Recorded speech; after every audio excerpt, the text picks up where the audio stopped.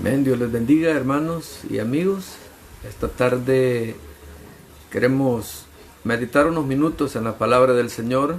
Es un gusto que usted pueda acompañarnos en este caminar por la escatología, por la profecía, por los eventos que están aconteciendo en estos últimos tiempos.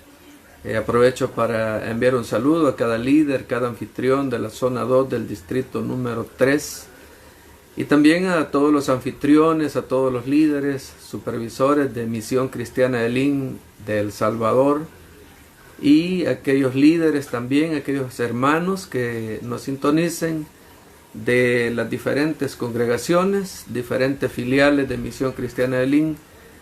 Sigamos esperando, sigamos caminando con paciencia, tomados de la mano del Señor, que sabemos que nuestro final es un final eterno. Así que les animo a seguir adelante, pacientemente, como dice el Salmo, pacientemente esperé a Jehová.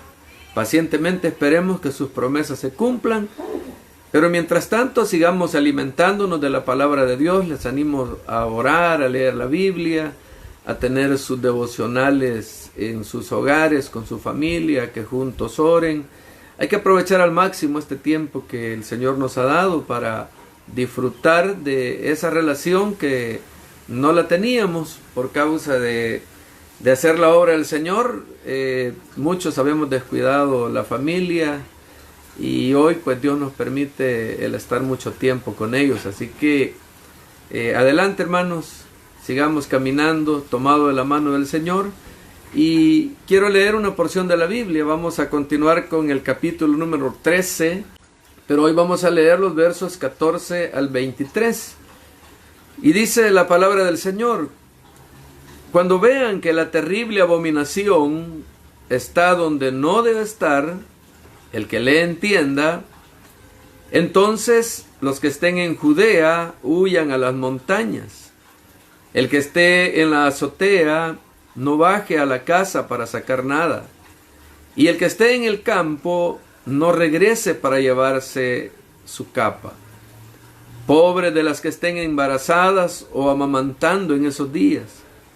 Oren para que esto no ocurra en invierno, porque serán días de tribulación como no la ha habido desde el principio, cuando Dios creó el mundo, ni jamás volverá a haber. Si el mundo si el Señor no acortara esos días, nadie se salvaría. Pero por causa de los que Él ha elegido, acortó esos días. Entonces, si alguien le dice a ustedes, miren, aquí está el Cristo, o miren, allí está, no le crean. Porque surgirán falsos cristos y falsos profetas que harán señales y milagros para engañar, de ser posible, hasta los mismos elegidos. Así que tengan cuidado, pues ya los advertí de todo lo que va a pasar. Amén. Oramos, Padre, te damos gracias porque nos concedes esta tarde el privilegio de meditar en tu palabra. Suplicamos que tu Espíritu Santo nos dirija en la enseñanza para ser de provecho y bendición a las personas que estarán escuchando, estarán viendo, y que nuestra fe pueda ser fortalecida a través de la presencia de tu Espíritu Santo. Señor, gracias por tu misericordia. En el nombre de Jesús, a quien sea la gloria por siempre. Amén y amén. Estamos en el capítulo 13 del Evangelio de Marcos, un capítulo muy interesante. Es una sección donde nuestro Señor Jesús y sus discípulos se encuentran sentados en el Monte de los Olivos. Es el final del día miércoles de esa semana tan especial para la vida de los cristianos, de la Semana de la Pasión. El día jueves se preparará para la Pascua y celebrará la cena de Pascua ese jueves por la noche juntamente con sus discípulos. Esa misma noche ocurrirá el arresto, ocurrirá la traición y lo arrestarán. Lo llevarán cautivo. Y todo se cumplirá el día viernes, al día siguiente. Él será juzgado y será ejecutado en la cruz. Pero el domingo resucitará. Y este es realmente un momento muy importante para nuestro Señor Jesucristo, ya que ha finalizado su último día de enseñanza pública. Ha pasado 3 años dando a conocer los secretos del reino de Dios. Y este día es el último de su enseñanza pública. Ha pasado todo el día en el templo. Llegó a Jerusalén el día lunes. El día martes acometió contra los compradores y vendedores que estaban en el templo. Los expulsó y preparó el lugar para su entrada el día miércoles. Y fue ahí cuando llegó y durante todo el día enseñó la verdad en ese lugar. La primera vez en cientos de años que la verdad dominaba el templo por completo. Durante todo el día dio sus últimas enseñanzas, sus últimos mensajes, y luego pronunció juicio sobre el templo y sobre Israel, el cual ya nos dimos cuenta en los estudios anteriores que se cumplieron al pie de la letra.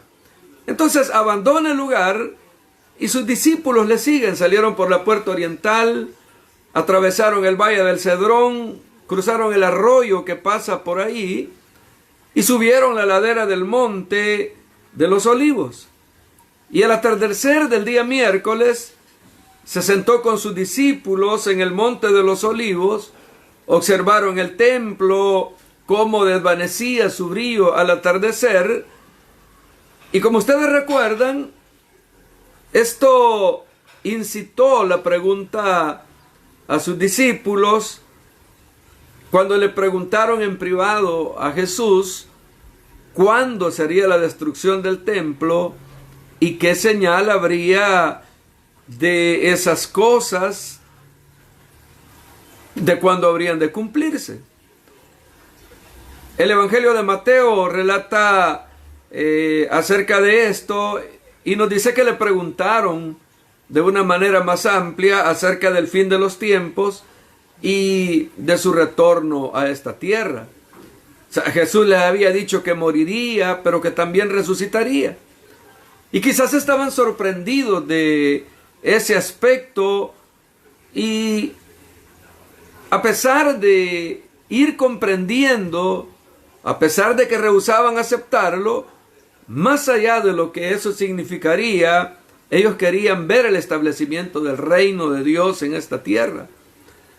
Pero Jesús les acababa de decir que eso se desmoronaría, que no quedaría piedra sobre piedra, que el sistema religioso sería destruido, el sistema de gobierno sería destruido, el templo juntamente con ellos, la ciudad y la nación serían destruidos. Y eso es lo que llama la atención de los discípulos al preguntarse cuándo va a suceder esto. ¿Cuándo vendrá tu reino? ¿Cuándo establecerás tu gobierno y tu gloria? Una pregunta que, como le dijimos anteriormente, recibe la respuesta más larga que cualquier otra interrogante que se haya preguntado en los evangelios.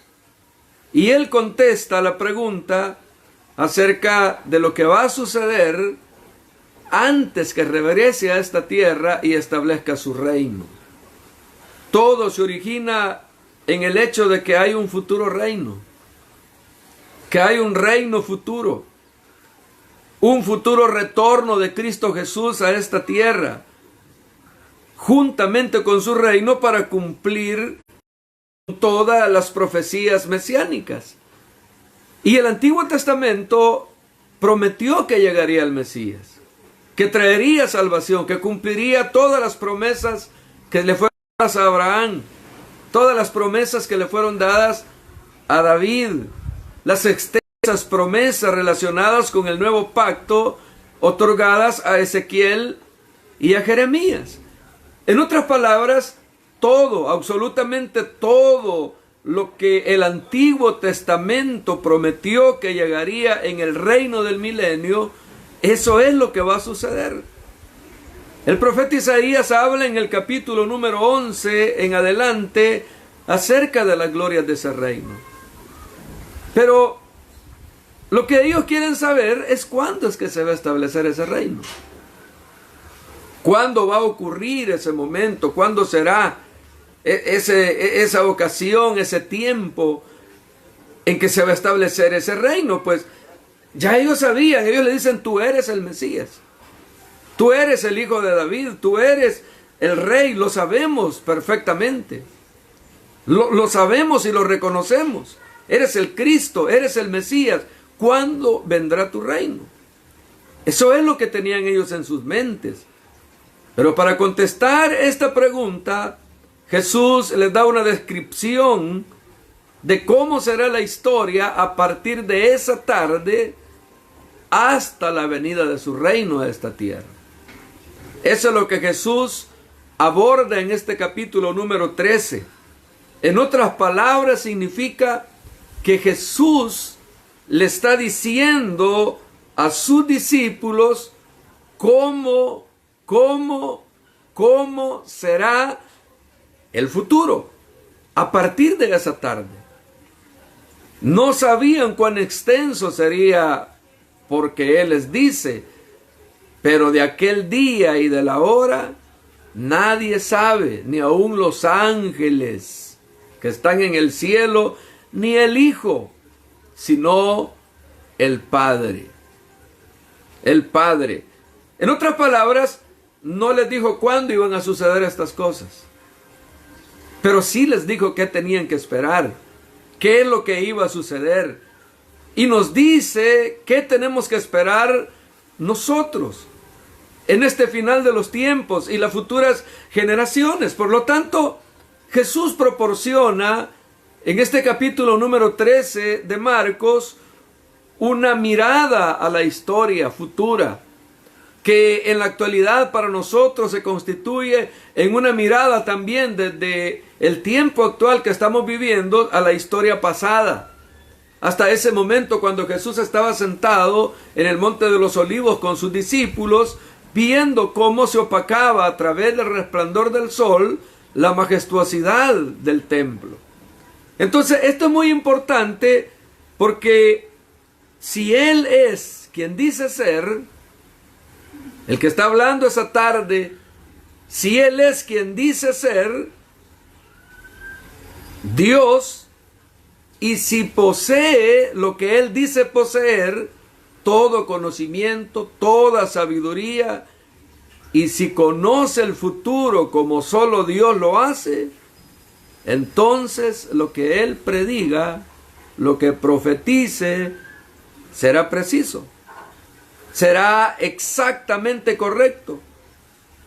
Y a uno no le queda más que dar testimonio junto con cualquier otro ser humano en el planeta que tenga conocimiento de lo que sucede, que lo que Él dijo, que lo que Jesús dijo es exactamente lo que ocurre. En otras palabras, esto es el futuro que Él proclamó. Eso es el futuro que Él predijo, y nosotros lo hemos vivido y podemos conocerlo a través de la historia desde que Jesús dijo estas palabras. Entonces, si todo se ha venido cumpliendo a la perfección, si todo se ha venido revelando y mostrándose a la vida de las personas exactamente como Jesús lo predijo, debemos entender de una manera clara, usted hermano y hermana que me está escuchando, y usted amigo también, debemos entender con claridad que no hay esperanza para un mundo mejor. No lo hay, no hay esperanza por un mundo mejor. Porque Cuando hablamos de estos versículos 14 al 23 del capítulo número 13, y para ello, antes de comenzar nuestro análisis, vamos a hacer también algunos comentarios generales para que nos ubiquemos. Podemos darnos cuenta, y es obvio para ustedes y para nosotros, que no hay esperanza de un mundo mejor, que el mundo no va a mejorar. O sea, si aquellas personas o aquellos cristianos están esperando que las cosas mejoren en este mundo, están completamente equivocados. Han errado, no han entendido cuál es el propósito de la profecía bíblica, cuál es el propósito de lo que Jesús predijo. Y están creyendo que las cosas se van a arreglar, van a tener un gobierno que va a arreglar todas las cosas, pero esa solamente podría ser el engaño de Satanás para los próximos tiempos o para los tiempos finales. Pero nosotros debemos entender que el mundo no va a mejorar. Tal vez me traten de fatalista, o a los cristianos nos traten de fatalistas, pero no es que seamos fatalistas, porque es Jesús el que nos está diciendo que las cosas no van a mejorar. Al contrario, será más terrible, más amenazador, más peligroso, más letal, con menos esperanza de aquí en adelante. Cualquiera pudiera pensar que en este tiempo estamos sufriendo ya las consecuencias del final de la historia de la vida en esta tierra, pero esto es el comienzo nada más, y de aquí en adelante las cosas serán más terribles. Los tiempos serán más peligrosos. Eso es lo que la Biblia nos dice, que en los postreros días vendrán tiempos peligrosos, tiempos más letales, tiempos más amenazantes, con menos esperanza. La humanidad no se está dirigiendo hacia un sistema ideal de gobierno humanamente diseñado para una sociedad perfecta y justa. No lo está haciendo. Es mentira, no puede ser. Lo que dicen preocuparse por la economía, están haciendo a un lado a la humanidad. Y los que dicen preocuparse por la humanidad, están también haciendo la verdadera realidad que debe preocuparles en este mundo, y es el pecado, es el cumplimiento de las profecías de Dios. Entonces, no existe tal cosa de que las cosas van a mejorar. No vendrá un tiempo de paz mundial. Este planeta en el cual vivimos es un planeta condenado. Existe bajo los efectos del pecado y de la condenación divina. Y no solamente gime toda la creación porque está condenada, sino que los pecadores que vivimos en esta creación también lo están. Los pecadores redimidos también lo están. Los pecadores que no quieren abrazarse a la esperanza de la salvación también lo están. Por lo tanto, es una combinación de una condenación combinada que hace que la vida de los seres humanos sea tan difícil en este planeta. El medio ambiente siente los efectos del pecado, la población, la humanidad siente los efectos del pecado, y juntamente la humanidad, con todas las habilidades ingeniosas y todos los poderes mentales, con toda su determinación que tengan, no pueden dominar las influencias mortales que están en el ADN mismo de esta creación. No lo pueden dominar. La tierra y su medio ambiente y sus habitantes hacen que la supervivencia en este planeta sea difícil. Vivimos en un planeta peligroso. La segunda ley de la entropía, la ley que nos dice que todas las cosas se están degradando y tienden al desorden, está en efecto a todo nivel social, económico, racial. Está ahí ese aspecto y se va degradando. La historia humana en sí misma ha sido una dura experiencia de supervivencia contra los efectos letales y dominantes del pecado y de la corrupción. Y a la medida que la sociedad avanza en el ámbito científico, educacional, tecnológico, no logran hacer un cambio en el ámbito moral. Los aspectos morales siempre los han mantenido por el suelo. No avanza espiritualmente, no avanza socialmente. El hombre, el ser humano, simplemente es como una bestia más confortable. Porque el avance material, a partir del descubrimiento y la aplicación de las fuentes de riqueza y energía que están en este planeta, en cierto modo, lo ha convertido en un lugar más peligroso, aumentando las amenazas de la fuerza mortal y destructivas que dominan este planeta. Los educadores, los líderes religiosos, los políticos, los científicos sociales, los filósofos han buscado permanentemente una solución a esta dificultad, a este peligro que estamos viviendo. Adolfo Hitler pensó que tenía la solución definitiva, porque él decía que el problema es que era el problema para él. Pero el problema más triste se dio, o más grave, aunque él creía que tenía la solución definitiva a los problemas de la humanidad, el problema es que los judíos acabaron con él. Terminaron con la vida de él. Y nos dimos cuenta que esa no fue la solución definitiva. Ni siquiera fue una solución, sino que una manifestación de cuán desesperadamente no podemos encontrar la solución a los problemas de la humanidad. Porque no hay avance, no hay progreso social en la humanidad, no hay progreso espiritual en los seres humanos, no hay progreso moral en los seres humanos.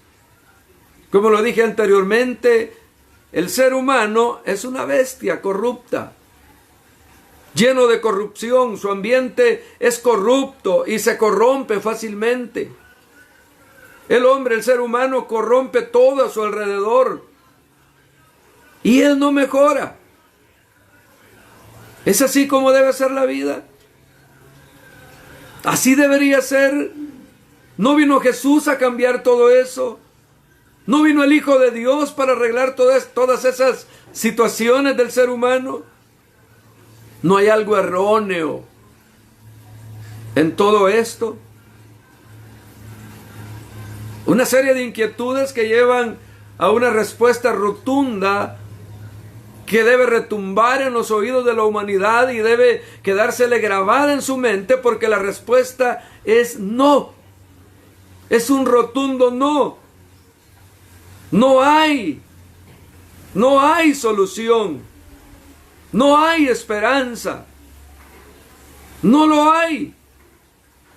Esta es la vida exactamente como Jesús la predijo que sería, ya que la Biblia se corresponde con la realidad. Todo lo que la Biblia dice que es, así es. Así será. Se cumplirá al pie de la letra, porque el autor de la Biblia es Dios. Si regresamos y escuchamos lo que Jesús dijo en Marcos capítulo 13, verso 4, dice: pidieron que les dijera cuándo sucederían estas cosas. Este mensaje también está registrado en el Evangelio de Mateo capítulo 24 y 25 y en el Evangelio de Lucas capítulo número 21. Si queremos tener una visión completa, tenemos que compararlos, los tres capítulos juntamente con el de Marcos capítulo número 13.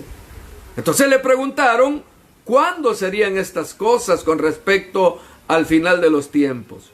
¿Cuál será la señal de su llegada? ¿Cómo sabrían que el reino sería establecido en esta tierra? Y Jesús comenzó diciéndoles en el versículo 5: miren que nadie los engañe.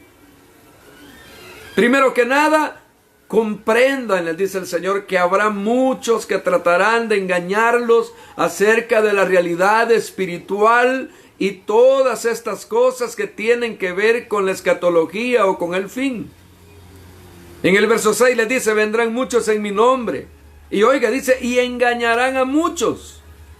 Habrá muchos falsos cristos, falsos mesías, falsos profetas, falsos maestros que abundarán en todas partes para llegar a la gente por el mal camino con respecto de la realidad. Entonces, cuando ustedes escuchen que hay guerras, rumores de guerra, no se inquieten. Es necesario que así suceda, les dijo el Señor, pero todavía no será el fin. Todavía no vendrá el fin sobre la humanidad. Las naciones van a pelear una contra otra. Los reinos pelearán entre ellos. Habrá terremotos. Por todas partes habrá hambre. Pero eso solamente será el comienzo de los dolores. Por eso, cuídense. Protéjanse. Los entregarán a los tribunales. Los van a golpear en las sinagogas por mi causa. Les harán comparecer ante gobernadores y ante reyes para dar testimonio a ellos. Antes del fin, el evangelio deberá predicarse por todo el mundo, a todas las naciones. Antes del fin, el evangelio será proclamado. Los van a maltratar. La familia se disolverá. El hermano entregará a la muerte a su hermano, el padre al hijo. Los hijos se rebelarán contra los padres y los matarán. Y todo el mundo les odiará a ustedes por causa de mí. Pero el que se mantenga firme hasta el fin, ese es el que será salvo. Entonces ahí nos está diciendo el Señor cómo será la vida desde ese día al atardecer hasta el fin de los tiempos. Estará caracterizada por el engaño religioso, por la falsedad religiosa, por la hipocresía religiosa. Estará caracterizada por desastres de guerras, cataclismos naturales, como terremotos y hambrunas. Y nuestro Señor también dice que habrá pestilencias, lo cual significa plagas. Habrá señales en el cielo, como huracanes, inundaciones, tornados y muchos desastres. Y estas situaciones sucederán continuamente en muchos lugares. Habrá persecución de los creyentes, serán asesinados por judíos que les van a llevar a la sinagoga, los juzgarán y los declararán culpables y allí mismo los van a torturar. Los creyentes serán llevados ante los gentiles para ser juzgados. Los gentiles, gobernadores y reyes, a los que se refiere el verso número 9, los van a juzgar, los van a perseguir, los van a martirizar. Serán perseguidos y asesinados aún por su propia familia. Por lo que a lo largo de la historia habrá engaño religioso, habrá desastres de magnitudes terribles, situaciones complicadas, habrá persecución. Pero eso solo es el principio. Por eso es que el versículo 7 dice que aún no es el fin. Y al final del versículo 8 dice que estos solamente son principios de los dolores. Y utiliza la analogía de los dolores de parto, cuando una mujer está para dar a luz y tiene dolores moderados al principio.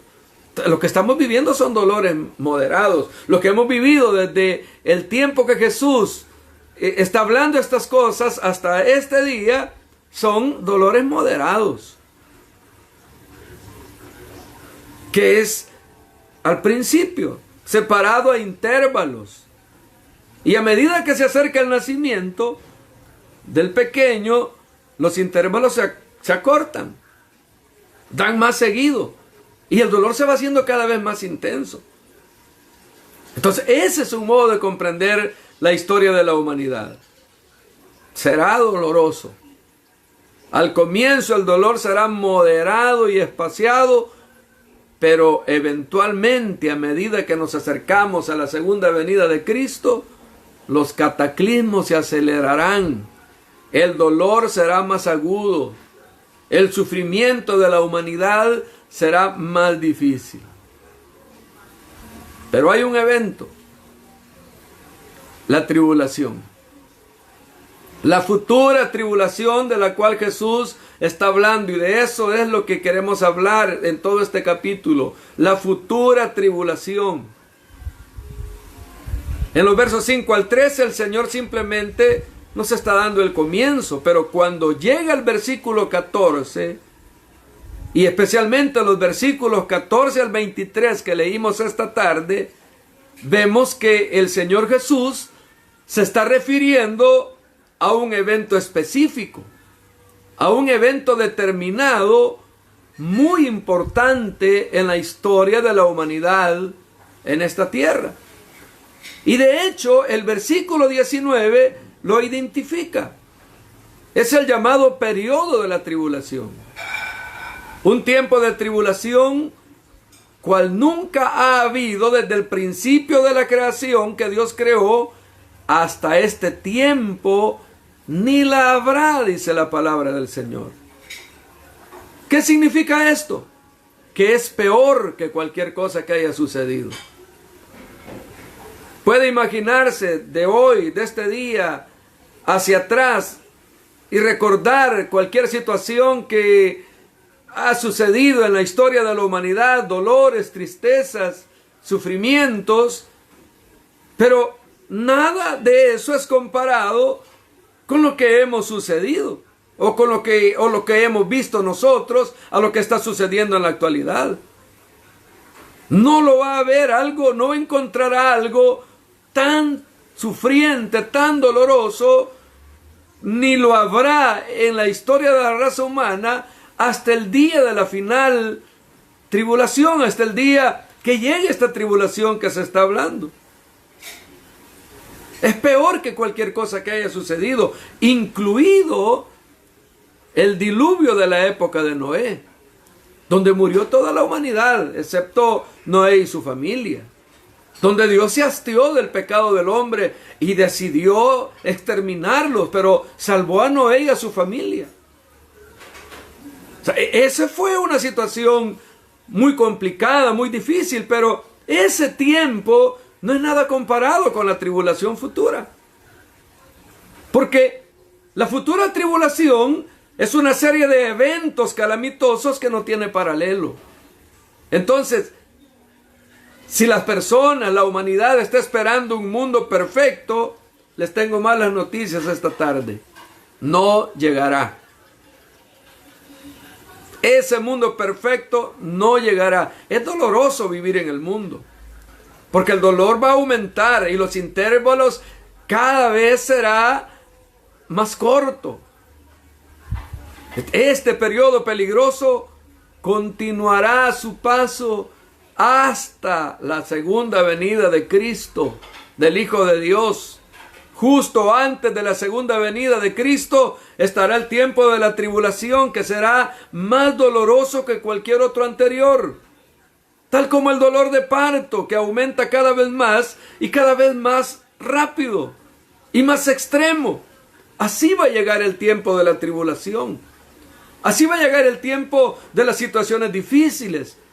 El mundo no ha conocido absolutamente nada como lo que sucederá en la gran tribulación. No ha conocido nada desde la creación. Será una escalada de juicios destructivos, horrendos, de grandes proporciones, que la humanidad no ha experimentado nunca antes. Jesús dijo que en ese tiempo habrían falsos maestros, falsos profetas, engañadores, falsa religión, falsos cristos, guerras, rumores de guerras, terremotos, terror en la tierra, terror en el cielo, hambruna, plagas, pestilencia, persecución a los creyentes, martirio a los creyentes. Pero en el futuro todo eso va a escalar a un nivel que jamás se ha visto en el mundo, a un nivel que usted o que nosotros ni siquiera nos lo hemos imaginado. Y todo eso será parte de un periodo de tiempo identificado en el versículo 19 como el tiempo de la tribulación. Y de acuerdo al profeta Daniel, en el capítulo número 9, dice que es un tiempo de 7 años. A ese tiempo de 7 años se le llama la semana 70 de Daniel. Es un periodo de 7 años llamado tribulación. Es un tiempo de destrucción mortal. Satanás y los demonios están sueltos. Satanás y los demonios hacen un gran daño a las personas, un terrible daño destructivo, y les traen muerte. En ese periodo de 7 años aparecen el anticristo y el falso profeta. El anticristo toma el poder y domina al mundo. Es ayudado por los demonios, por los hombres que forman su ejército. Todo eso, sin embargo, la actividad de Satanás y de aquellos asociados con él, es el juicio de Dios. Detrás de todo esto está el juicio de Dios. Es un periodo de 7 años. Está definido de una manera clara en las Escrituras. Hay 69 semanas en la historia de Daniel, desde el decreto de Artajerjes de reconstruir Jerusalén hasta la llegada del Mesías. 69 semanas cumplidas hasta la venida del Mesías. Ustedes pueden rastrear esas 69 semanas, o 69 veces 7 años, y finalizarán con la llegada de Jesús a Jerusalén en esta semana que estamos mencionando, que es la última semana de la existencia de la vida física de Jesús como ser humano en este mundo. Son periodos reales de 7 años. Por lo tanto, la semana 70 también debe ser un periodo de 7 años. De hecho, en la mitad de ese periodo viene la gran tribulación. Y sus últimos 3 años y medio son los peores de todo. La Biblia se refiere a ese periodo diciendo que son 3 años y medio. Daniel lo llamó tiempo y tiempos y medio tiempo. Tiempo es 1 año, tiempos es 2 años y medio tiempo es medio año. Si hacemos la cuenta, nos va a dar 3 años y medio. También dijo que es un periodo de 1290 días. Eso también habla de un periodo de 3 años y medio. Y es claramente la segunda mitad de esos 7 años cuando todo es más grave. Para saber cómo serán estas cosas, ya que aquí no tenemos esa descripción de nuestro Señor, la podemos encontrar en el libro de Apocalipsis, desde el capítulo 6 hasta el capítulo número 19. Esa sección de Apocalipsis describe de una manera clara ese periodo de la gran tribulación y los eventos que van a ocurrir en la gran tribulación.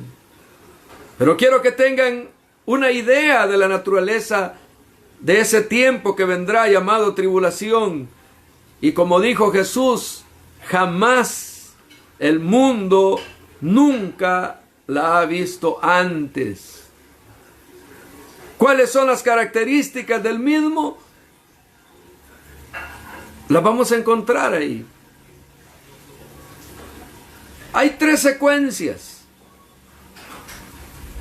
El mejor modo de comprender las características de ese periodo es continuar 3 secuencias en el libro de Apocalipsis.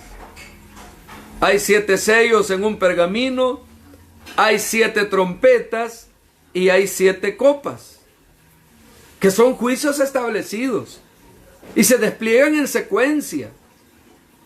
Están los 7 sellos y de ellos vienen 7 trompetas, y de la 7ª trompeta surgen las 3 copas. Los 7 sellos abarcan todo el periodo. Las 7 trompetas abarcan la mitad y un poquito más de ese periodo. Y las 7 copas son el fuego rápido del final de la gran tribulación. Estos son terribles juicios que vendrán, resumidos en estas imágenes. Si ustedes comienzan el capítulo número 6, verán que el pergamino con 7 sellos es abierto por el Cordero de Dios, ya que es el título de propiedad de la tierra, el título del reino. Y el Cordero tiene el derecho de tomar ese pergamino y abrirlo, porque tiene el derecho de gobernarlo y de reinar. Entonces abre el pergamino, que es como un testamento de Dios, porque en la antigüedad harían un testamento, lo enrollarían y sellarían, lo enrollarían nuevamente y sellarían, y así sucesivamente, para que no pudiera ser roto hasta que la persona hubiera muerto. Y entonces se abriría y se daría a conocer su voluntad. Entonces el Cordero, quien es el heredero del trono del mundo, toma los sellos y los rompe. Y a medida que se abren, obtenemos una secuencia de esos 7 años. En primer lugar, llega un jinete en un caballo blanco, tiene un arco y una corona. Oiga, lo primero que aparece es un jinete en un caballo blanco, tiene un arco y una corona. Muchos, cuando lo han leído, se han equivocado y piensan que ese es Jesús, el Cordero de Dios, pero no lo es. Ese es el anticristo. Ese es el anticristo, el primero que aparece. Al comienzo de los 7 años, el anticristo establece su poder. Note que tiene un arco, pero no tiene flechas. O sea, en otras palabras, llega a este mundo al principio de la tribulación de una manera pacífica, haciendo tratados de paz. Llega con poder, pero con paz. Establece un tratado de paz con Israel. Escala y domina el mundo, porque se ofrece como la supuesta solución del caos mundial que está imperando en ese tiempo.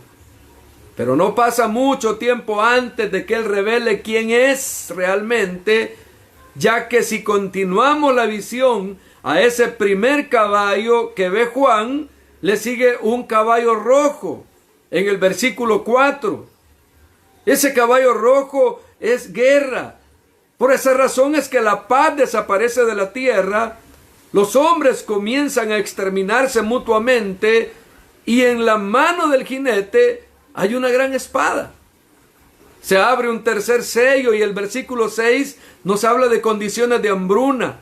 Y luego se abre un cuarto sello y la muerte y el Hades aparecen, matando a un cuarto de la población de la tierra con espada, o sea, con guerras, con hambre, con pestes, y con las fieras de la tierra son liberadas por todo el mundo.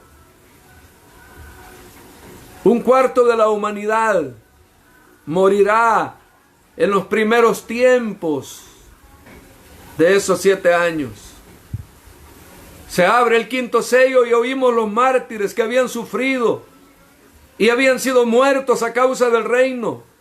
La persecución de la que nuestro Señor Jesús habló será muy intensa. En el versículo 12 se abre el sexto sello y hay un terremoto. Un gran terremoto, y el sol se pone negro como la tela de silicio. La luna se vuelve toda roja como sangre. Las estrellas del cielo caen sobre la tierra como la higuera deja caer sus higos cuando es sacudido por un fuerte viento. El cielo se desvanece como un pergamino que se enrolla. Todo monte y toda isla son removidos de sus lugares. Y los reyes de la tierra y los grandes, los ricos, los capitanes, los poderosos y todo siervo y todo libre se escondieron en cuevas entre las peñas de los montes y decían a los montes y a las peñas: caed sobre nosotros y escondednos de aquel que está sentado sobre el trono y de la ira del Cordero, porque el gran día de su ira ha llegado. ¿Y quién podrá sostenerse de pie? ¿Quién podrá estar de pie ante el Cordero de Dios en su ira? Podemos ver la escala de terror, de horror, en el momento en que el cielo y la tierra colapsan en el sexto sello. Pero también existe un séptimo sello, En el capítulo 8, verso 1 de Apocalipsis, dice que es el silencio. Y de ese sello surgen 7 trompetas. Ahora los desastres se aceleran. La primera trompeta en el versículo 7 trae granizo. Trae fuego mezclado con sangre sobre la tierra. Se quema la tercera parte de la tierra, una tercera parte de los árboles, una tercera parte de la hierba verde. Pero eso no es todo. El segundo ángel toca la trompeta y una gran montaña ardiendo en fuego como un tipo de asteroide o meteorito se precipita en el mar. Y la tercera parte del mar se convierte en sangre. Una tercera parte de las criaturas del mar mueren. Una tercera parte de los navíos son destruidas. El tercer ángel toca la trompeta y otra antorcha encendida surge del cielo y cae sobre el agua fresca y los manantiales. Una tercera parte de las aguas se vuelve amarga. Viene el cuarto ángel, toca la trompeta y una tercera parte del sol y de la luna son heridas. Y eso cambia todo. El día, la noche, las mareas, las estaciones. Un tercio de las estrellas desaparece. Al oscurecerse un tercio de todos ellos, ni el día ni la noche brillarán del mismo modo. Los días serán oscuros, las noches serán terriblemente oscuras. En el capítulo 9, el quinto ángel toca la trompeta y se abre el infierno que arroja demonios descritos aquí como langostas con poder demoníaco. En el tiempo de la tribulación, luego de haber estado contenidos, se les libera. En el versículo 6 dice que esta plaga será tan severa que los hombres van a buscar la muerte. Pero sorpresa, no la hallarán. Ansiarán morir, pero la muerte huirá de ellos. En el versículo 13, el sexto ángel suena la trompeta. Y en el versículo 15 dice que una tercera parte de la humanidad será asesinada. Y se abrirá el camino para un ejército que vendrá del este, formado por 200 millones de personas. En el capítulo 11, verso 15, el séptimo ángel toca la trompeta y se proclama el mensaje de que el reino del mundo es ahora el reino de nuestro Señor y de su Cristo, y Él reinará por los siglos de los siglos. Cuando el séptimo ángel toca la trompeta, eso es el fin. Y esa séptima trompeta marca el comienzo de los juicios de las copas que están enumeradas en el capítulo 16. El verso 2 dice que la primera se derrama sobre la tierra y desata una úlcera maligna y pestilente sobre los hombres que tenían la marca de la bestia y que adoraban su imagen, el anticristo. El segundo ángel la derrama sobre el mar y sobre toda criatura marina que mueren. No solamente la tercera parte. Un ángel tercero derrama su copa sobre los ríos, sobre las fuentes de las aguas, y todo se convierte en sangre. El cuarto ángel del versículo número 8 le es dado quemar a los hombres con fuego que viene del sol, y ellos blasfeman el nombre de Dios. El quinto ángel derrama la copa sobre el trono de la bestia, y éste se cubre de tinieblas. Muerden sus lenguas debido al dolor y blasfeman contra el Dios del cielo por sus dolores y por sus úlceras, pero no se arrepienten de sus malas obras. El sexto ángel derrama su copa sobre el gran río Éufrates. El agua se seca para que esté preparado el camino para los reyes del oriente. Probablemente para ese ejército de 200 millones que vendrá al Armagedón, ya que el Armagedón comienza en el siguiente versículo. En el versículo 17, el séptimo ángel derrama su copa. Y en el versículo 18 hay relámpagos, voces, truenos y un gran temblor, cual no lo hubo jamás desde que los hombres han estado en la tierra. Muy grande y muy poderoso. Esos son los acontecimientos de la futura tribulación. Ese es lo terrible que sucederá en la futura tribulación. Situaciones difíciles y complicadas que nos muestran que no hay esperanza para el mundo, para este planeta, para esta tierra. Que sus días terminarán tal como Dios lo ha dicho. Pero qué bueno que usted que ha sido lavado con la sangre de Cristo, que ha sido redimido por el Cordero de Dios que quita el pecado del mundo, no estará allí, porque Dios le guardará. Dios le guardará al principio de la tribulación, al arrebatarlos y llevárselos a los cielos. Dolores terribles, sufrimientos terribles esperan a la humanidad. Pero a pesar de todo eso, no se arrepintieron de sus malas obras. Quiera Dios que usted pueda arrepentirse hoy que tiene vida. Hoy que todavía no estamos llegando a esa etapa tan difícil.